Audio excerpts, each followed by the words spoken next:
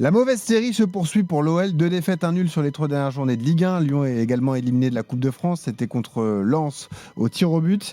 Hier, ce match nul face au Paris FC. La défaite évitée de justesse dans le temps additionnel du match grâce à un penalty obtenu et transformé par Tolisso.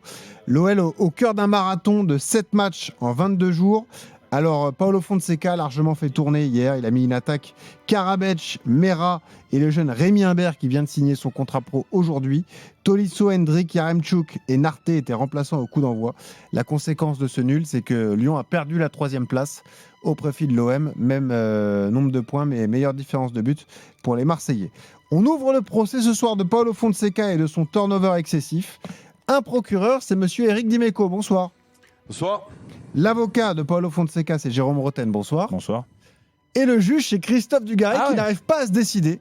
Donc ce sont vos plaidoiries qui feront la différence. Ah merde, ouais, mais bon, tu aurais pas dû passer l'extrait de la présentation. Là. Mais non, il t'en veut pas. Il a un a priori défavorable. Là, il va vouloir me faire payer ma mauvaise passe à l'époque. Je t'en veux pas, poteau. T'inquiète pas. Je t'en veux pas, poteau. Oh là là. Soyez précis, concis, efficace. Vous avez 2 minutes chacun de temps de parole. Parole au procureur Eric Dimeco. C'est un avis désastreux, c'est tout. Écoute, non mais alors vous connaissez mon propos. Pour moi, c'est toujours les joueurs qui ont la clé de la réussite ou non d'un match. Voilà. Sauf que pour qu'ils soient responsables, il faut quand même qu'ils soient sur le terrain. Donc, moi, j'avoue. Alors après, moi, je comprends très bien qu'un coach qui a un effectif qui n'est pas pléthorique. Souvenons-nous, Lyon vient de loin, a été obligé même de vendre beaucoup en début de saison, et voire de faire des coups, voire même de faire des coups avec des jeunes. Donc tout ça, je suis conscient de ça. Il n'y a pas de souci. Et que Fonseca soit obligé de gérer son effectif, ok. Sauf que il y a des priorités. Et le match d'hier soir n'était sûrement pas une priorité parce que il y avait quand même beaucoup de changements, notamment au niveau offensif où, à un moment donné, tu te disais il va jouer 3 jours, il ne va jamais marquer. Tu vois, donc, et ce match-là, je me demande s'il n'a pas pris un peu trop facile. C'est-à-dire que dans son planning du mois, puisque je pense que c'est comme ça que ça marche, donc il y a un match tous les 3 jours et il y a un planning du mois et il y a une importance des matchs. Voilà, en fonction de la compétition, en fonction de l'adversaire, tu planifies un petit peu. Et donc l'erreur, d'après moi, de Fonseca hier soir, c'est qu'il a pensé que contre le Paris FC, ça allait être beaucoup plus facile que ça. Et il a fait des paris qui ont été presque perdants, ou en tout cas qui ont été perdants puisqu'il se retrouve au 4e.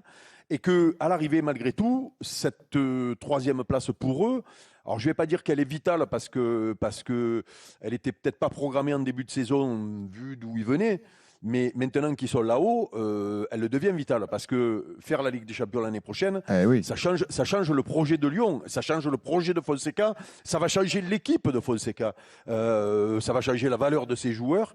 Et donc du coup, pour moi, en effet, hier soir, on est obligé de pointer sa responsabilité dans ce trop grand turnover. Voilà, il y a peut-être moyen de faire moins. Voilà. Et rigole pas, le juge Dugarry.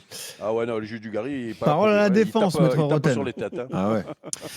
En fait, moi, c'est très clair. Alors moi, je veux bien qu'on tombe sur Fonseca. Et en effet, ses choix lui ont pas donné raison. Monsieur Dimeco le dit. De toute façon, les joueurs sont quand même responsables de ce qui s'est passé sur le terrain hier. C'est pas la première. C'est pas la première fois, même avec une équipe type, que Lyon a du mal à domicile. On les a vus sur les dernières rencontres. Ça tournait pour eux. Là, ils sont sur une série. 4 matchs sans victoire, toutes compétitions confondues. Donc, en effet, je dis pas qu'il a perdu le mojo, Fonseca, mais pour l'instant, en effet, il y a eu la défaite amère contre Marseille. Il y a eu cette défaite au pénalty. Ils sont revenus de je sais pas d'où, grâce aux remplaçants aussi. Donc, c'est des joueurs qui, mercredi soir ou jeudi soir contre Lens, ont été performants en rentrant. Je parle de Karabec, de Mera et des autres autres qui ont permis à cette équipe de revenir avec le petit Humbert aussi.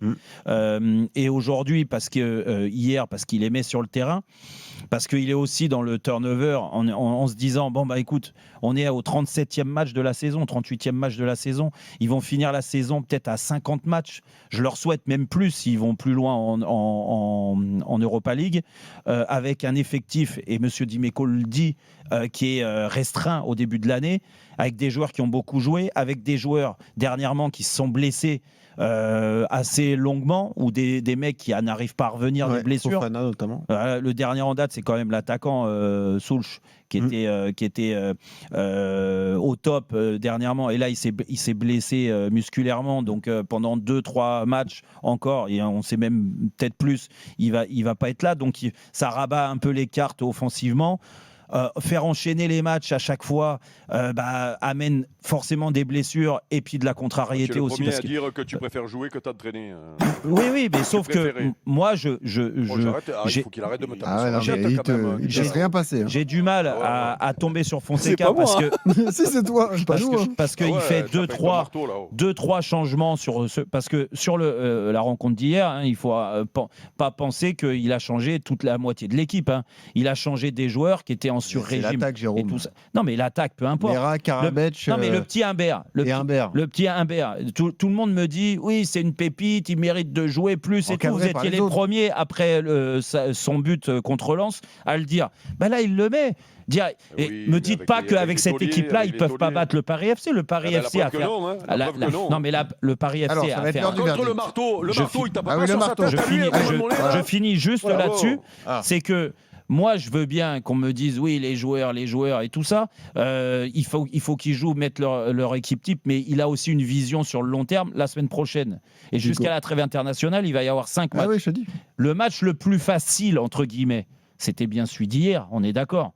Parce que quand tu vas te déplacer en Ligue 1, on l'a vécu, quel que soit le déplacement, c'est plus difficile que de recevoir le Paris FC à domicile. Bon. Le match contre le Celta Vigo la semaine prochaine, jeudi, et le match retour la semaine d'après, le jeudi, il est quand même plus compliqué que le match du Paris FC.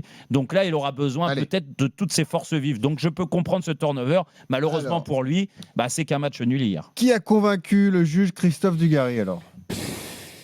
Sincèrement, ni l'un ni l'autre. Ni l'un ni l'autre, je vais te dire pourquoi ni l'un ni l'autre. Ni l'un ni l'autre, parce que je pense que malheureusement. Tu aurais pu dire les deux aussi. Ou les deux, effectivement. Effectivement, les deux aussi, parce que vous avez le part de vérité. Ça nous fait moins je pense que le vrai fond, le vrai fond du truc, c'est que je pense que c'est logique ce qui est en train de se passer. Ils font des performances déjà inespéré, l'enchaînement des matchs, les blessures, ce qu'ils sont en train de vivre, c'est inespéré. Que l'entraîneur a fait trop de changements, certainement. Mais est-ce que c'est pas aussi grâce au PFC qui a fait un super match, un très bon match aussi. Je pense qu'ils arrivent à une certaine limite, ils montrent une certaine limite, les joueurs, parce qu'ils sont jeunes, parce qu'il y a des blessures, parce que physiquement c'est compliqué. Et l'entraîneur, il ne sait plus quoi faire non plus, donc c'est pour ça qu'il tente des turnovers, mais il en fait peut-être trop, peut-être pas assez. Il ne sait plus où aller. Ça va dans tous les sens. Ce qui se passe à Lyon, c'est presque un miracle. Il faut gérer les jeunes. Il faut gérer les jeunes. Il faut jouer la Coupe d'Europe. T'as la place, comme le disait Eric, qui l'année prochaine avec des champions est décisive, est très importante pour le club, est très importante. Donc à l'arrivée, il y a tellement d'objectifs que l'entraîneur il est un peu perdu, les joueurs aussi. Donc c'est plus moi. Ça a l'air plus moi, non? Ouais, je sais pas. Allez, Eric, allez, va. Non, mais il t'insulte au début du talk et toi tu lui donnes la victoire. Allez Eric, alors qu'il a dit tout le contraire. C'est fou. Oh, qu'est-ce que c'est que j'ai dit les deux, j'aurais pu. Pas les deux, faut trancher. L'école des fans. J'ai dit Eric. Voilà, il a dit. C'est ton dernier mot. Il a dit Jérôme, il a été nul. Il a dit. Eric, tu peux faire. Je préfère Eric. J'ai le droit aussi. Ça, on le sait que tu le préfères. Mais les préférences, tu mets ça de côté.